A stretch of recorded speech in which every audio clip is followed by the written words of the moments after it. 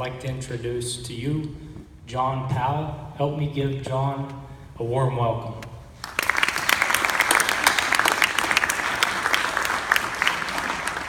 To sum it up, John has many accomplishments over the last few decades since he graduated in 1992 with a degree in accounting here at Edinboro.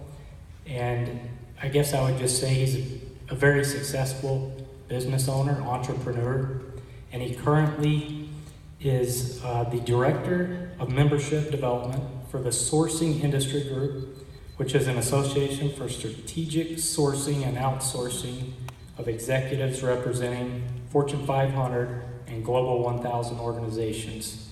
So enjoy John's speech.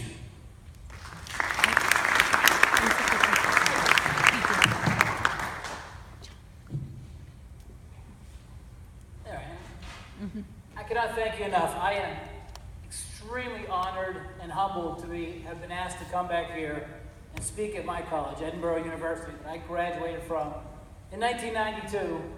But I do have to say, full disclosure, some of my friends, family, closest relatives, some of them are in the audience today.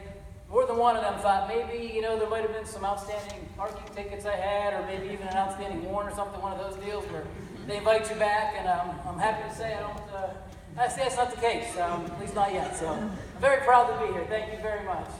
All joking aside, I'm here to tell my story, how it relates to Edinboro. The title of my presentation is Getting Comfortable Outside of Your Comfort Zone. And it applies whether you're a student at Edinboro, a graduate, to anybody. It really applies to anybody. But I can't tell the story without first telling you my story. So, my slides kind of date me. I was graduated 24 years ago, but I was born and raised in the comfort zone, 100%. Not financially. My family was very middle class.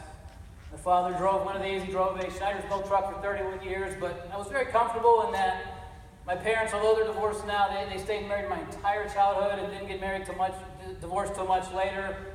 I grew up in the same house. We never moved. I lived in the same school district.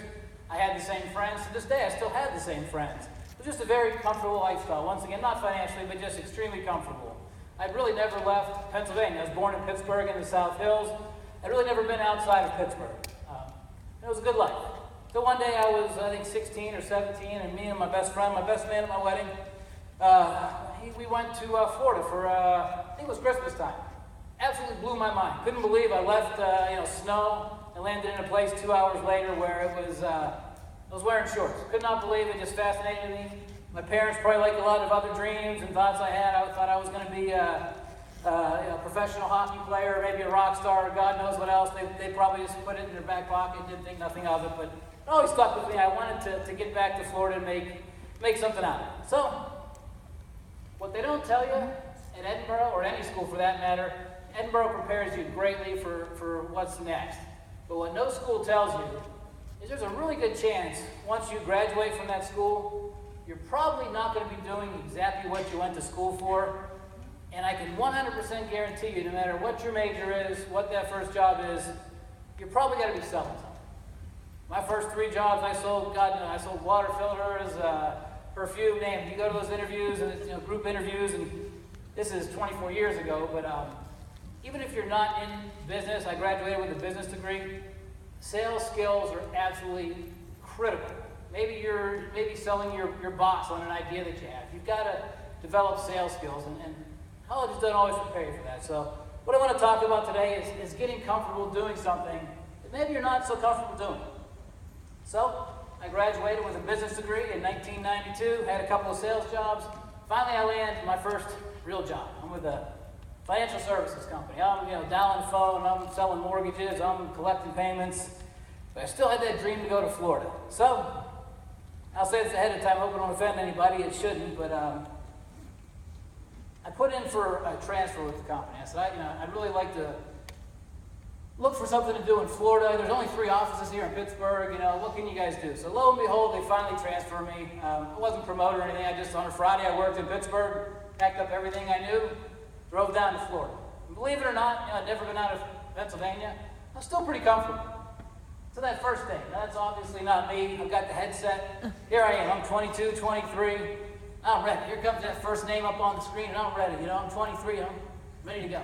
First name pops up. I look at the screen. Yeah, hi. And keep in mind, I'm in Miami. Can I speak to Jesus? The guy's name was Jesus. I had never, I'd never been outside of Pittsburgh. So immediately the entire office started laughing, and it was funny. We had a good laugh about it. But boy, I was immediately put way outside of my comfort zone. So, speed up my story, I did eventually figure out a way to get around that challenge. Half of my customers did not even speak my language. I had done several different things and eventually figured out how to solve that problem. So, from there, I'm going to date myself again. This is a little movie, slide from a movie, Glenn Ross. It's an old sales movie. I spent 13, maybe 14 years in the mortgage business. And this is the part I'm always nervous about up on stage. I was a subprime mortgage wholesaler. That's usually when people throw tomatoes at me, and the younger students out there, we crashed the economy and what have you. It wasn't my fault, I promise, it wasn't. But anyways, about 7 or 8 years into that, I was making a very good living, but I was a salesperson. I wasn't making anything, I wasn't creating anything. I was extremely comfortable. I said, John, you gotta challenge yourself. You know what? This is really what you want to do for the rest of your life. So I had, around 2006, I had left the company and a job that I was doing very well at for another job with a bank you may have heard of, Citibank. I was making about 40% of what I was making at my previous job, and I had about 400 times the headaches. I had taken on a sales team of about 40 people, but my point of that is it was a challenge. And now, instead of just doing mortgages and making money, I had challenged myself. I'd gotten out of my comfort zone, and I had learned how to prepare myself and how to talk to C-suite executives and really be a decision maker at companies such as Citibank. So managing 40 different personalities really prepared me for my next career move. And this is where the comfort zone, I was out of my comfort zone. As you can imagine, 2009, the whole mortgage thing came to a close, and I was basically unemployable. My next move, this is not it. My wife is in the audience. This is obviously not her. We don't take pictures of our kids, but I went from being a subprime mortgage wholesaler to owning a preschool with 121 kids. Here it is. There's me with my transposed in there. I had gone completely out of my comfort zone. And that's when I realized, you've got to do something. You've got to challenge yourself. You've got to get out of your comfort zone to succeed. So I own a couple of, in my title, I'm a serial entrepreneur.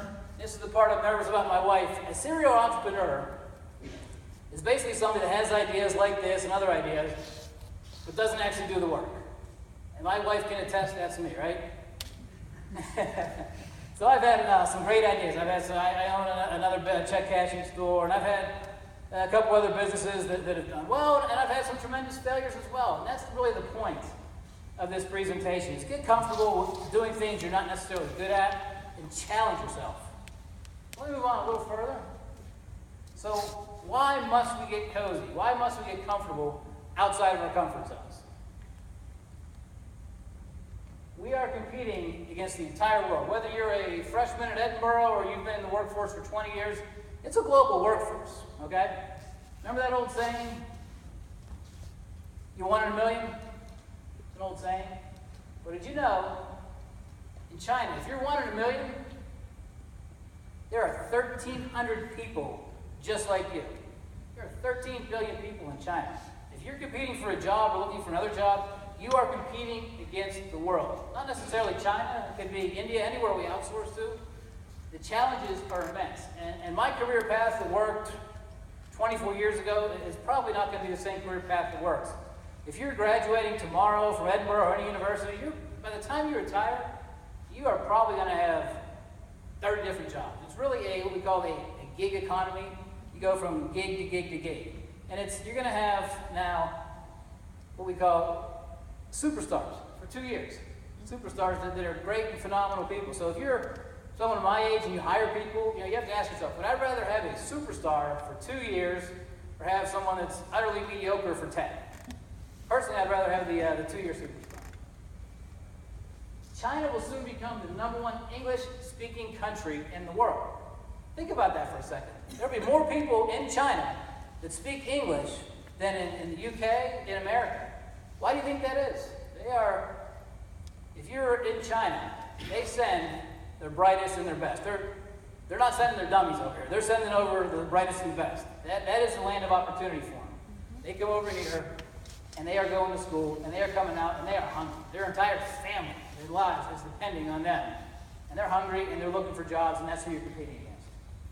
So we are living in absolutely exponential times. Things are changing. Information, data, the pace of what we learn is changing at just a rapid speed. So I don't mean to scare some of the younger students in the audience, but some of these statistics may scare you. So the top in-demand jobs in 2010, it didn't even exist in 2004. Anybody have a guess on any of them? App developer, chief listening officer, social media consultant. Some of these jobs didn't even exist. So here is the challenge. Teachers now are currently preparing students for jobs that don't even exist yet, using technologies that haven't been invented yet to solve problems we don't even know exist. What kind of a challenge? That is an immense challenge. How do you do that? Here's another one that might scare you. If you are enrolling today for a 4-year degree, things are changing so fast. By the time you obtain that 4-year degree, up to half of what you learn could be obsolete by the time you graduate. That is how fast the pace of information is being shared and turning into knowledge. So these are truly exponential times. There are about 540,000 words in the English language. It's about 5 times as many as during Shakespeare. So think about the workforce. Think of the baby boomers, folks that are a little older than me. They used to write a letter and mail it and get a response. You take now the millennials, email's not quick enough. If you want to get a millennial to a job interview, what do? You send them a text, yeah. Fortune 500 companies will set up interviews and give job offers by text. So if you're the older generation, you've got to get comfortable doing that. If you're the younger generation, I know you like the emojis and not having the proper grammar or what have you. Get comfortable doing that. So this is your comfort zone. This is where magic happens. So I'm not saying you have to go out there and start 2 or 3 or 10 different businesses. It can be something simple. If you're not comfortable public speaking, and I certainly am not, maybe take a class, go to Toastmasters. Just get yourself out of your comfort zone. Challenge yourself a little bit here and there. It doesn't have to be your job. It can be something that just betters you as a person. So take those classes. Go there every week. Toastmasters. Go and present in front of people. You'll find yourself a better person. You'll have more marketable skills because it is changing rapidly. The competition is just ridiculous these days. I graduated in 1992, and I'm glad to say I'm not currently in the job market. I've started these businesses, and I've had to make things kind of up on my own. So, maybe it's something as simple as learning another language, but get out of your comfort zone. It is human nature to go to your comfort zone. I get that. I understand that. My father, I mentioned him earlier, he had the same job for 31 years, golfs twice a week. He's in the comfort zone. Retired from that job, got a gold watch. That just doesn't exist now. I always say, act as if. Whatever you're doing right now, whether you're older in the workforce or coming out, act as if that were to go away tomorrow. What would you do? You don't want to be caught flat-footed. Okay, I knew I had a little bit of warning with the mortgage crisis. So I had a little bit of lead time, and I did the preschool. And thank God I had that lead time. But really, nothing prepares you for what you're doing. Your industry can actually go away tomorrow. That happened to me. It happened to hundreds of thousands of people. So just think differently. Challenge yourself, and you will be amazed how much better you'll be as a person and how much it may help you, whether it's in the job path or just being a healthier, happier individual. I want to thank you for your time. I'm truly honored to be back here. Thank you very much.